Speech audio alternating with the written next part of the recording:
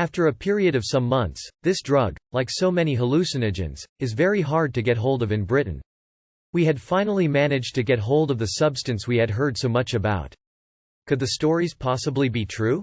I have to admit that I was skeptical, and, not having done much research on the matter, expected a very fast, intense LSD hit, but nothing too out of the ordinary. Previously, when we had discussed this moment, my friends and I had promised each other that when we finally had the drug, we would head for the hills, as far away from civilization as possible, to something more aesthetically pleasing than our rather shabby student house, so we stashed it away safely for future reference.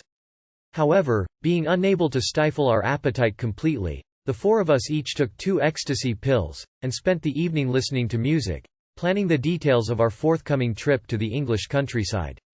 Inevitably, however, me being me, and my friends being my friends, about 4 hours into the ecstasy trip, as the rushes had died, one by one we cracked, and decided that we were unable to wait any longer for this drug that we had already waited so long for.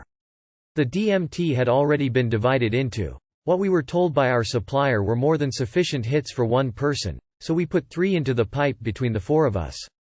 I was, a little to my consternation, the last in line for a hit, but I needn't have minded, as my friends all took what turned out to be rather shallow lugs from the glass pipe. Determined not to make the same mistake, I inhaled deeply in time to see the rather deranged-looking figure of my best friend Phil slouched back into the armchair. Still, he's not the sanest of individuals at the best of times, and so I put it to the back of my mind as I took a deep breath of this rather noxious chemical, and cleared the pipe fully of its contents. I had just the time to place the pipe back on the floor when an invisible hand, with some force, pushed me back into my seat. I became aware of traveling very fast indeed, at the same time in the knowledge that I wasn't moving at all. The room seemed to fold in on itself and became completely unrecognizable from the one that I had left only a few seconds before. It sounds almost cliché, but I really felt that I was at the helm of some great interstellar spaceship, and this thought of being in control helped me regather at least some of my sense, from a trip that had a minute ago threatened to completely blow my mind. I glided out to the back garden, unaware of the floor beneath me.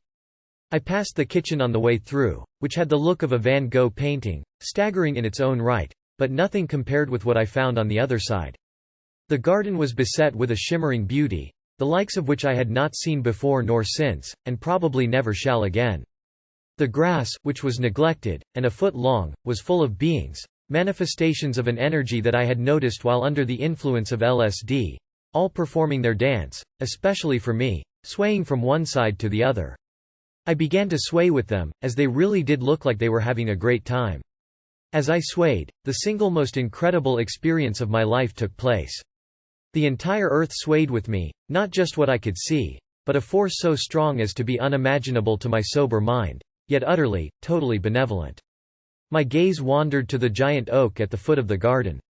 Its leaves formed a giant, ever-changing picture, starting with a vivid representation of the Christians being thrown to the lions, then taking me on a history of warfare throughout the ages, and ending with a gas mask, face up in the Flanders mud, before the visual facet of the trip began to fade, I guess 10 to 15 minutes after smoking. I sat down on the ground and lit a cigarette, feeling absolutely at one with my surroundings, still feeling the ecstasy like rushes through my body for at least another quarter of an hour, as my friends, who had inhaled nowhere near as much as me, came out to check that I was okay. Okay would be an understatement. Before this trip, I had a very real fear of death. No more. My ego had been replaced with something much more substantial, an understanding of my place in the cosmos, insubstantial as it may be.